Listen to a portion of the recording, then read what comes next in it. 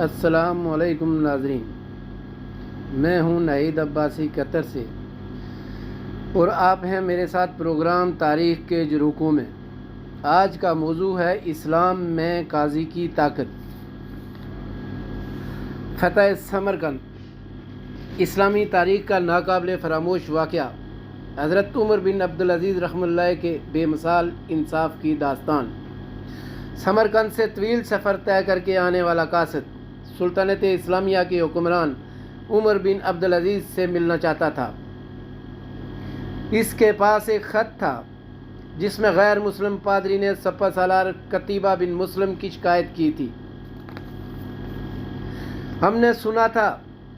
پادری نے لکھا، ہم نے سنا تھا کہ مسلمان جنگ اور حملے میں پہلے قبول اسلام کی دعوت دیتے ہیں، اگر دعوت قبول نہ کی جائے تو جزیہ دینے کا مطالبہ کرتے ہیں، اگر کوئی ان دونوں شرائط کو قبول کرنے سے انکار کرے تو جنگ کے لیے تیار ہو جاتے ہیں، مگر ہمارے ساتھ ایسا نہیں کیا گیا اور ہم پر راتوں رات اچانک حملہ کر کے ہمیں مفتوح کر لیا گیا۔ یہ خط سمرقند کے سب سے بڑے پادری نے سلطنت اسلامیہ کے فرمان روا عمر بن عبدالعزیز کے نام لکھا تھا۔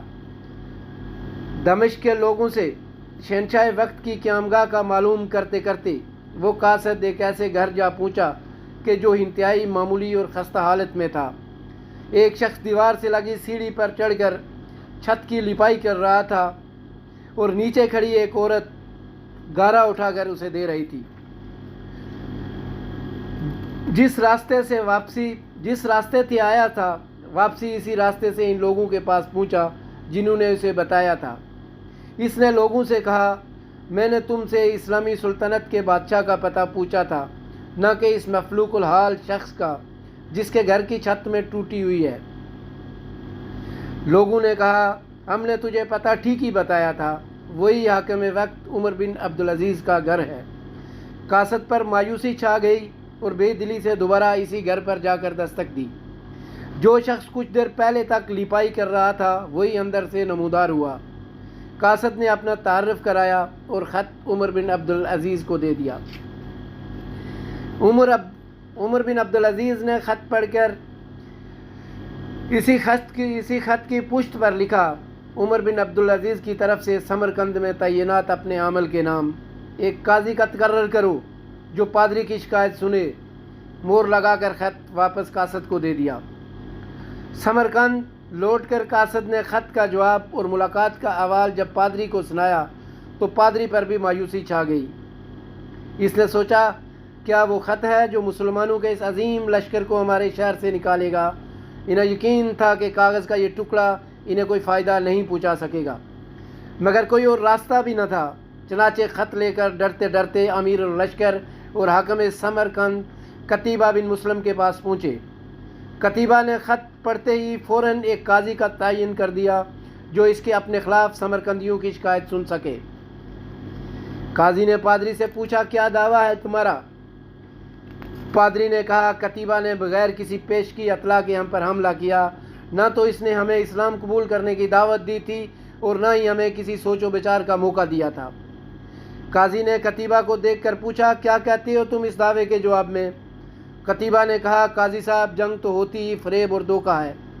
سمرقند ایک عظیم ملک تھا، اس کے کرب و جوار کے کمتر ملکوں نے نہ تو ہماری کسی دعوت کو مان کر اسلام قبول کیا تھا اور نہ ہی جزیہ دینے پر تیار ہوئے تھے، بلکہ ہمارے مقابلے میں جنگ کو ترجیح دی تھی۔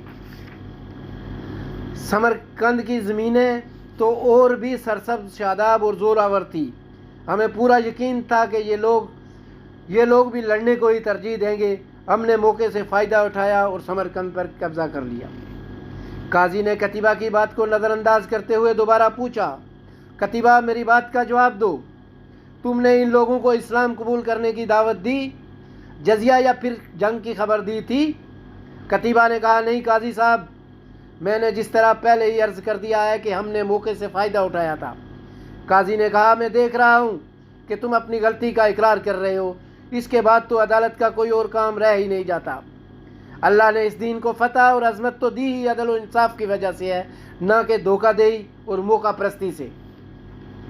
میری عدالت یہ فیصلہ سناتی ہے کہ تمام مسلمان فوجی اور ان کے عہدیداران بما اپنے بیوی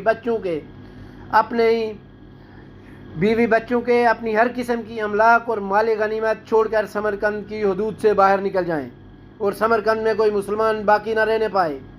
اگر ادھر دوبارہ آنا بھی ہو تو بغیر کسی پیش کی اطلاع و دعوت کے اور 3 دن کی سوچ و بچار کی مہلت دیے بغیر نہ آیا جائے۔ پادری جو کچھ دیکھ کر اور سن رہا تھا وہ ناقابل یقین تھا۔ چند گھنٹوں کے اندر ہی مسلمانوں کا عظیم لشکر قافلہ در قافلہ شہر کو چھوڑ کے جا چکا تھا۔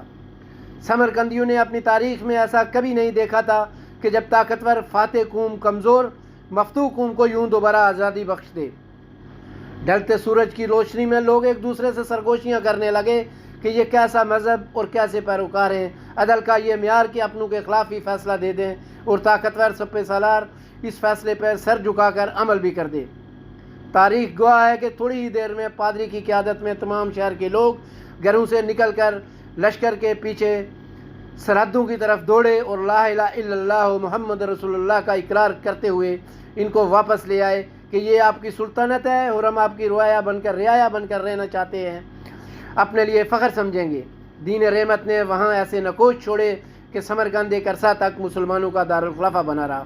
کبھی رہبر دو عالم حضرت محمد مصطفیٰ صلی اللہ علیہ وآلہ وسلم کی امت ایسی ہوا کرتی تھی۔ آج غیر مسلم تو دور کی بات، مسلمان سے مسلمان کو بھی کوئی امان نہیں۔